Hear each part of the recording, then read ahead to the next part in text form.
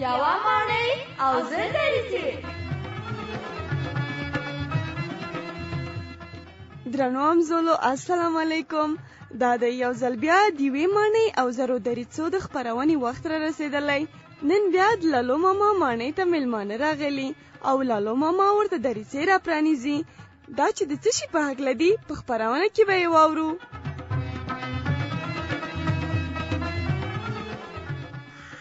سلیمان اروره نن خفه راته ښکارې. خیرات خو دی؟ هو نوریې خیرات دی. نه لالا خیرات خو نه دی، څه خبره خو ده.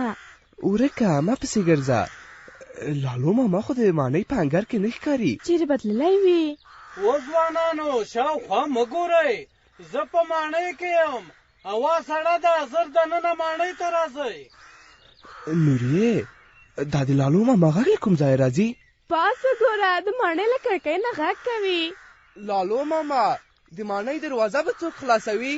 راځئ راځئ، ما پیردار ته ویلي هغه یې درته خلاصوي. سمه ده دا دی درغلو.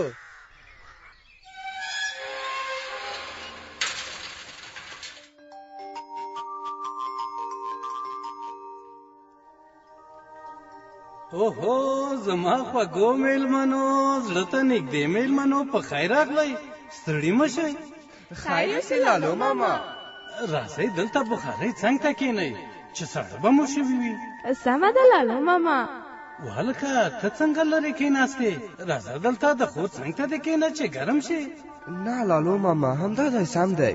وهلکه څه خبره ده؟ خفه راته ښکارې. لالو ماما ما هم هر څومره لاره کې ورته وویل خو یې نه ویل چې څه خبره ده. تا ته یې که نه دي ویلي ما ته خو اوس خامخا وایي. ښه نو راته ووایه چې څه خبره ده. ورکې که لالو ماما داسې خټ شوم بیخي وشرمېده.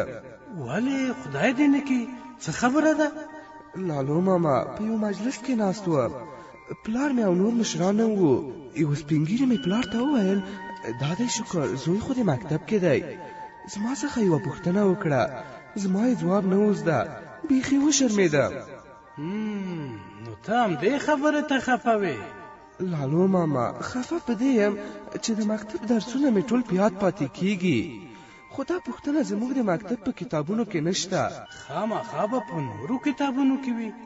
ته راته دا ووایه چې د مکتب کتابونو ترڅنګ نور کتابونه هم وایه او که نه؟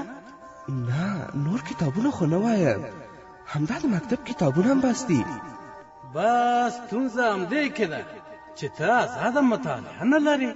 تاسو صبر، دا موبایل له جیبه راوباسمه.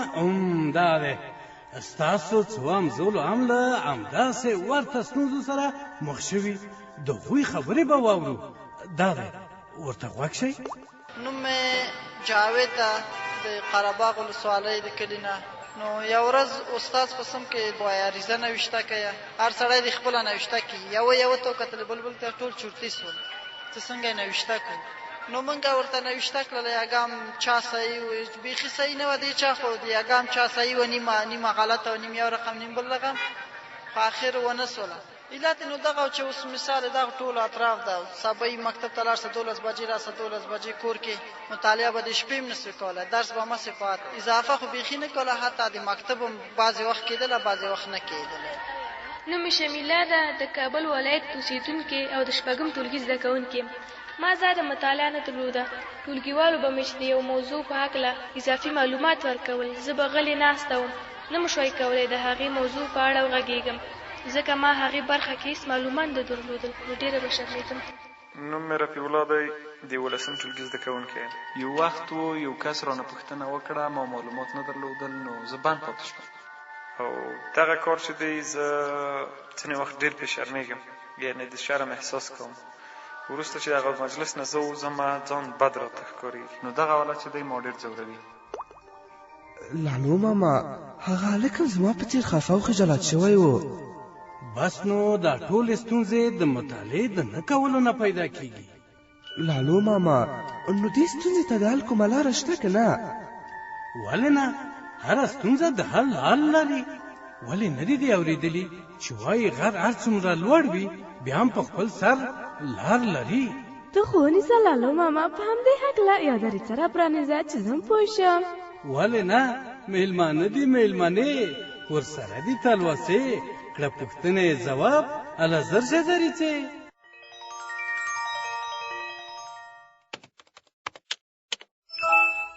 دلته مې سیف کړی وو اوس به څه کوم چې څوک به وي صبر ورشم څوک یې دا دې درغلم اجمله دروازه خلاصه کړه زه یم یونس اوهو یونسه ته یې ستړی مه شې خیر یوسې لکه چې ویده وې نه خوب له کومه شو راځه کور ته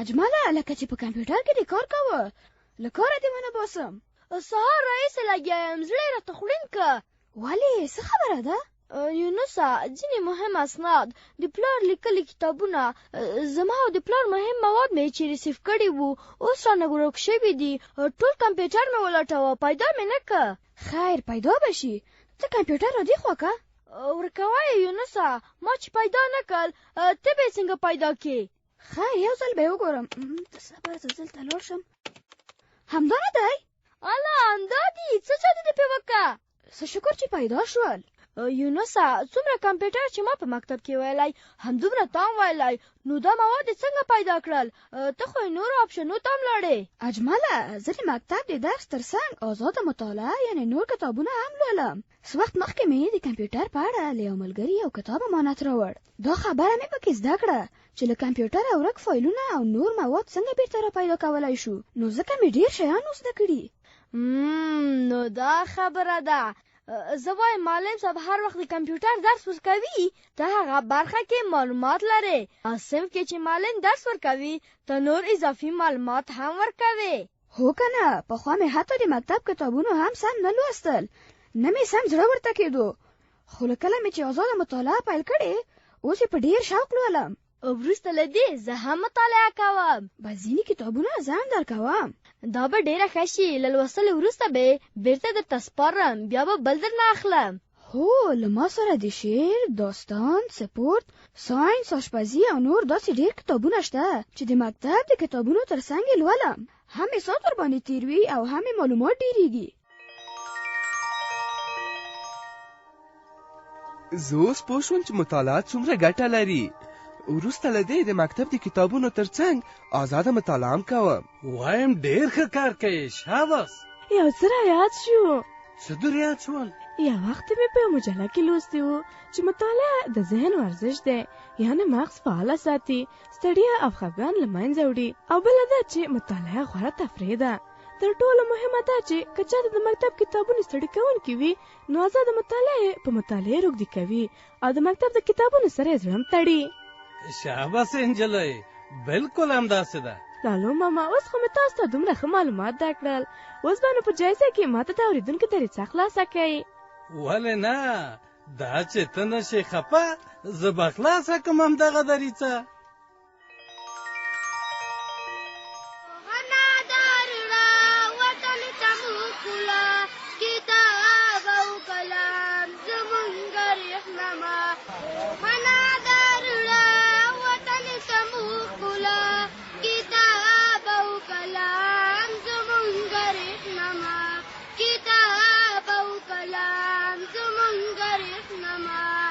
وطن زما عزت لطان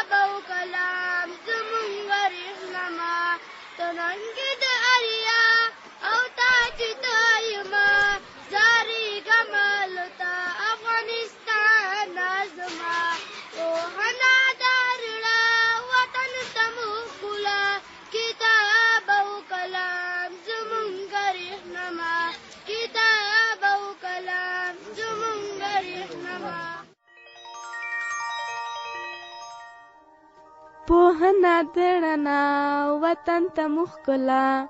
کتاب او قلم زمونږ رهنما. وایم شاباسې ځوانانو.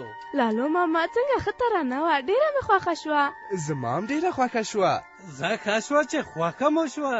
لالو ماما خیر یوسې، نن مو دریسو ډېر څه زده کړل. بالکل، زه په دې پوه شوم چې د مکتب د کتابونو ترڅنګ آزاده مطالعه موږ ته څومره ګټه رسوي. بالکل، ما چې څه زده کړل نوره همزولو ته مې ووایم. لالو ماما، نن به ته د ماڼۍ له کتابخانې نه یو څو دانې کتابونه د مطالعې لپاره راکوې. بل ځل چې راتلم بیا به یې درته راوړم. ولې نه، په دواړو سترګو. نو راځئ چې کتابتون ته لاړ شو. درځه چې ځو لالو ماما.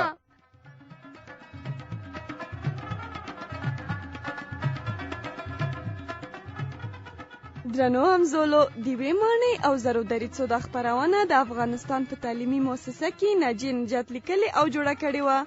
که د انټرنیټ اسانتیاوې لرئ نو زموږ ټولې تعلیمي خپرونې په www.tajalla.af انټرنیټي پاڼه کې لوستلی او اورېدلی شئ. زموږ نړۍ، زموږ راتلونکی.